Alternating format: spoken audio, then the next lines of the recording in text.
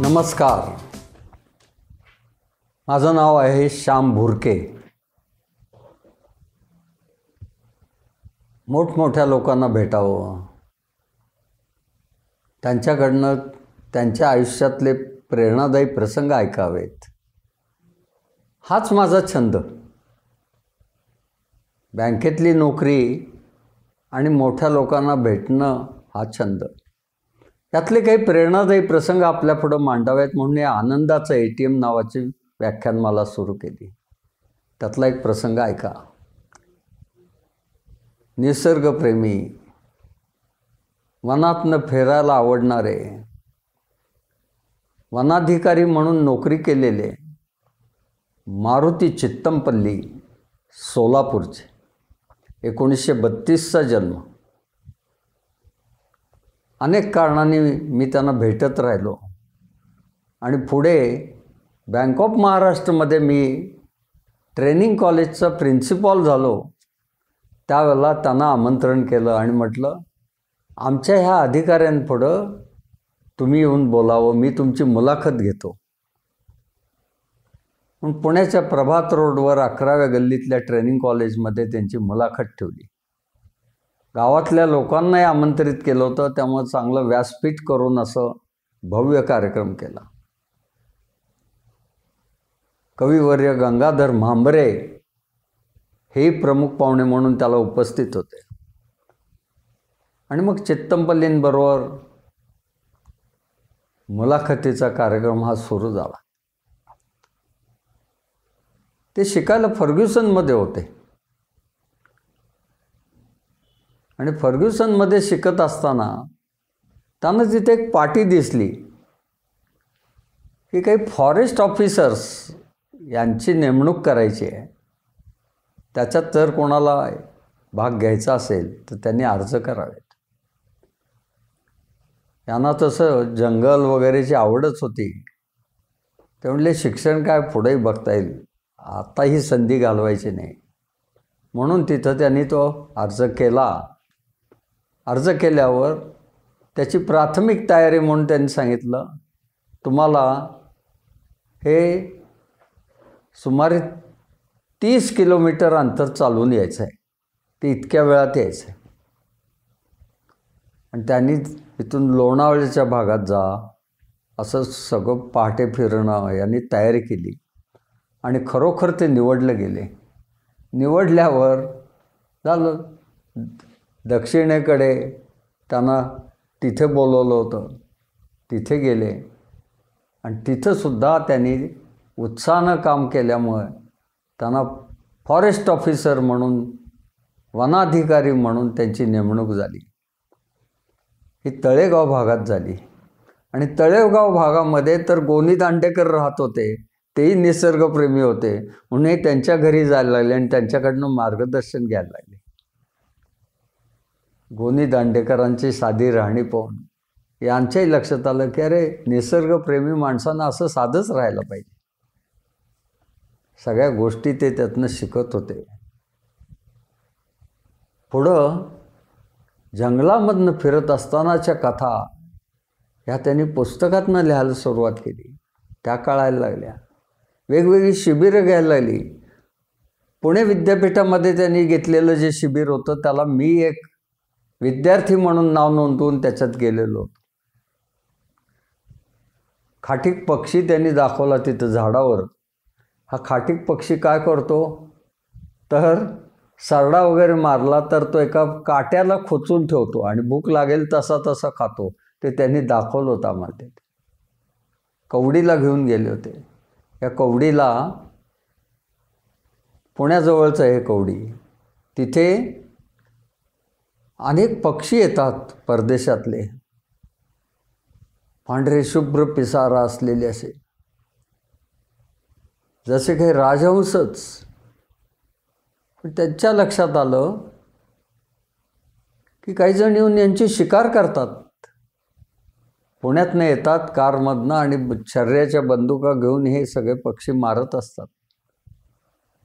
मग काय केलं, आपण तर तिथं कायम राहू शकत नाही, आपल्या नसताना ते मारतायत म्हणून तिथल्या विद्यार्थ्यांना शाळेत जाऊन भेटलो आम्ही. आणि त्यांना सांगितलं की इथं ज्या गाड्या येतील शिकार करायला त्या गाड्यांचे तुम्ही नंबर टिपायचे आणि आम्हाला कळवायचे. मग तिथून पोलिसांना कळवल्यावर त्या नंबरवरनं गाड्या शोधायचे आणि हा ससे मेरा मागं लागतोय म्हटल्यावर त्या शिकारी बंद झाल्या. असे पक्षीप्रेमी होती ही माणसं सगळी. त्याच्यात सत्वशील नाईक असायचे पुण्यातले. आनंदात त्याने एक प्रसंग तर सांगितलेला मला आठवतो. नवेगाव बांधजवळ ते जंगलात गेलेले होते आणि तिथं तो वाटाड्या होता. तो म्हणाला मी तुम्हाला आज एक फार चांगली जागा दाखवणार आहे म्हणून ते गेले. तर त्या गुहेत गेल्यात. गुहेत गेल्यावर आता काय आतनं काही हिंस्त्र पक्षी प्राणी येतात का काय, पण ते आत गेले. आत गेल्यावर पाहतात तर तिथं साळी होता. साळी म्हणजे माहिती आहे, अंगावर काटे असतात त्याच्या. तो म्हटलं आता हा काटे आहेत म्हणजे आपल्याला जखमा होणार. तो म्हटला नाही, हा साळी गुहेत उलटं त्याला फिरता येत नाही म्हणून तो तसाच मागं जातो. म्हणून तो पुढं हुश हुश करत होता आणि ते चालले होते. त्याच्या पुढं पाहतात तर हे चांगलं मोठा ओंडका असावा असं काय होतं. तरी तो ओंडका म्हणजे काय होतं, तो अजगर होता. आता गुहेच्या मध्यावर आलोय, समोर एवढा मोठा अजगर आहे. तर हा म्हटला नाही, हा अजगर खूप वर्ष असा आहे. आता तो म्हातारा झालाय, तो काही करत नाही. अजगराच्या वर्ण ओलांडून तुम्ही इकडे यायचं आता चला. आणि हे अजगराला ओलांडून पलीकडे गेले तो आणि हे. आणि पुढचा भाग त्यांनी एक एक आतला गुहेत दाखवला आणि परत त्याला ओलांडून बाहेर आले. नमस्कार म्हटलं बाबा.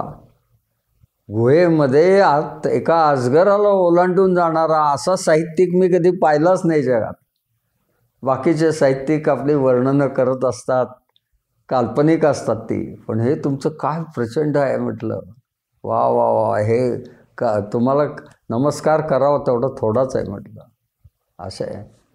सलीम अली हे त्यांचे गुरु शिष्य होते. त्यांच्याही ते गोष्टी सांग. एकदा तर पुण्याच्याला हे सलीम अली होते त्यांच्याबरोबर आलेले. मी भाग्यवान आहे, मी सलीम अलींना बघू शकलो, ऐकू शकलो. सलीम अली थोडे विनोदी होते. सहज आठवलं म्हणून सांगतो. एकानं विचारलं सलीम अली तुम्ही कुठं असता? ते म्हणले मी बांद्र्याला असतो आणि माझा पत्ता फार सोपा आहे म्हटले. बांद्र्याला यायचं आणि दिलीप कुमार नटश्रेष्ठ कुठे राहतात विचारायचं. ते कोणीही सांगतं म्हणले. दिलीप कुमारचा पत्ता कसं माहीत नाही असं बांद्र्यात कोणीच नाही, तो सांगतो. तर त्या दिलीप कुमारला बघायला म्हणून लोक रोज जमतात.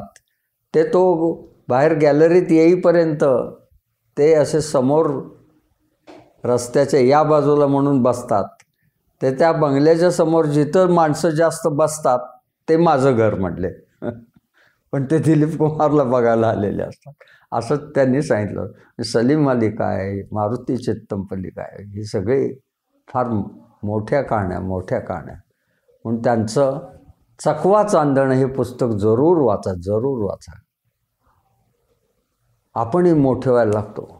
आणि जंगल किती महत्त्वाचं आहे, जंगलातली माणसं कशी असतात त्याच्याबद्दल मारुती चित्तमपल्लींनी लिहिलेल्या एक 4-5 ओळी फार चांगल्या आहेत ऐकण्यासारख्या. त्या मी सांगतो तुम्हाला.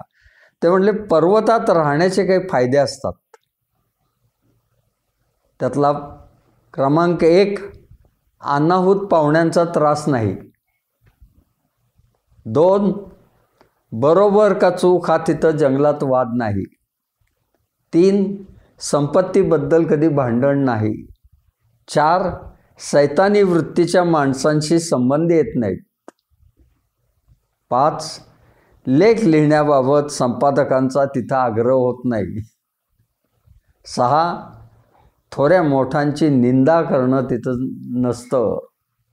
7, घड्याळाचं बंधनही नसतं.